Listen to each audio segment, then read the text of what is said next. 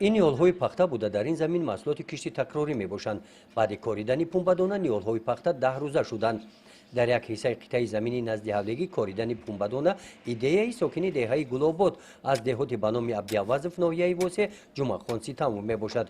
جمعه‌خان کارمند علم نیست، در جماعت دهات در وظیفه زمینساز شده کار میکند.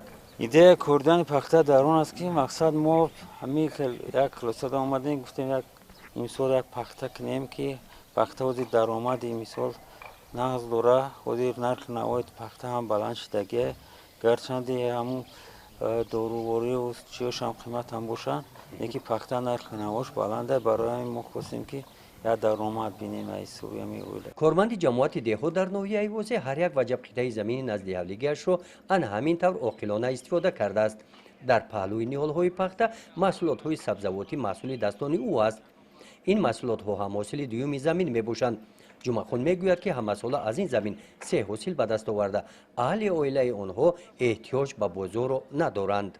قطعه زمین نزد حولیگی 2 حاصل خودی اینا دیم حاصله اگر به شرط خدا خواهد ماه آگوستا باید خدر دیگه کارشکا داریم کارشکا میکنیم 3 حاصله. در این اویله از حاضر برای زمستان آماده می شوند. تابستان که موسم فراوانی است در این فصل میوه های باغ زمین نزد حولیگی را جمع آوری نموده شربت و شیرینی ها تیار کردند.